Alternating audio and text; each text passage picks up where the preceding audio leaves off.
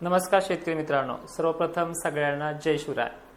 आज आहे 26 फेब्रुवारी। वातावरण आजपासून विश्रांती घेतंय, पण ढगाळलेली परिस्थिती मात्र कमी होणार नाहीये। त्या जिल्ह्यांची नावं देखील शेवटपर्यंत ऐका। आजही स्थानिक वातावरणाची भीती कायम आहे। आज काय उद्या सुद्धा 27 ला ही ढगाळलेली वातावरणाची भीती कायम आहे। पण जिल्हे कोणते आहेत आणि कोणत्या जिल्ह्यांना धाक नाहीये हे देखील आजच्या या व्हिडिओमध्ये पहा।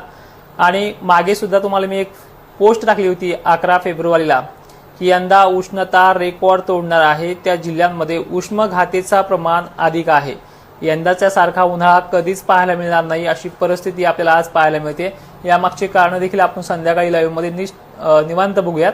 आता ह्या व्हिडिओमध्ये बघा, नांदेड, लातूर या जिल्ह्यांमध्ये, तसेच अकोला दक्षिण भाग, वाशिम, हिंगोली, यवतमाळ, वर्धा, हिंगणघाट, चंद्रपूर या भागाबरोबरच छत्रपती संभाजीनगरच्या उत्तरेकडील भागांमध्ये, जालन्याच्याही उत्तरेकडील भागांमध्ये, बुलढाणा जिल्ह्यातही स्थानिक वातावरणाचं ढगाळलेलं वातावरण आज दुपारनंतर पाहायला मिळणार आहे। काही ठिकाणी तर झाकळून आभाळ येईल अशी परिस्थिती आहे, तर ती परिस्थिती होऊ शकते बुलढाणा जिल्ह्यातल्या काही दक्षिणेकडील भागांमध्ये, वाशिम जिल्ह्यामध्ये, हिंगोली, परभणी, नांदेड, लातूर जिल्ह्यामध्ये आणि यवतमाळचा समावेश करत अकोला, अमरावतीमध्ये। आता उद्या सुद्धा 27 फेब्रुवारीला हे वातावरण असंच असणार आहे। पण ह्या 26 तारखेला आजच्या मालेगाव, नाशिक, साक्री, धुळे परिसरातही ढगाळलेली परिस्थिती होणार आहे। आता उद्या बघा 27चं, उद्या 27ला अकोला, अमरावतीच्या काही भागांमध्ये, चंद्रपूर, यवतमाळ, वर्धा, लातूर जिल्हा देखील आहे आणि 28 तारखेपासून वातावरण कमी होणार आहे। त्यानंतर धुलीवंदन झालं की 2-3 दिवसांनी पुन्हा ढगाळलेलं वातावरण होणार आहे। पण याच्यामध्ये कामाचं नियोजन कसं करायचं हे देखील पहा मित्रांनो। सगळ्यांचीच कामं हायगाईला आलेली आहेत, त्यामुळे आजपासून धाक धरू नका।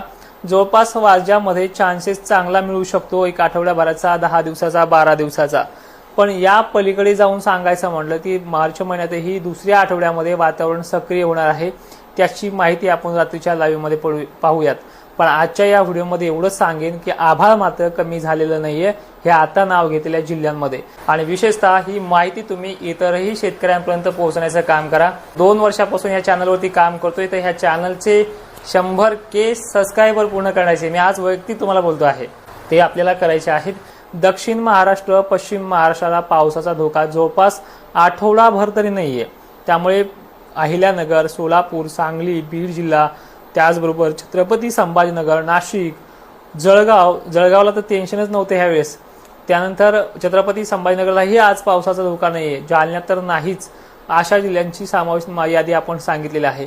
त्या पलीकडे जाऊन सांगतो, आता हे ढगाळलेल्या वातावरणामध्ये कुठं मुठं पडेल टेन्शन घेऊ नका अशी परिस्थिती आहे मित्रांनो। व्हिडिओमध्ये एवढंच, तापमान खूप भयंकर आहे, उन्हाळा खूप कडक आहे, त्याची परिस्थिती आता सुरुवात झालेली आहे आणि पहिल्याच आठवड्यामध्ये पूर्व विदर्भ आणि पूर्व मराठवाड्याला अतिशय रेकॉर्ड ब्रेक उष्णता राहणार आहे। माहिती शेवटपर्यंत पाहणाऱ्या शेतकऱ्यांचे धन्यवाद आणि ही माहिती सर्व शेतकऱ्यांना पाठवण्याचा प्रयत्न करा। जय शिवराय।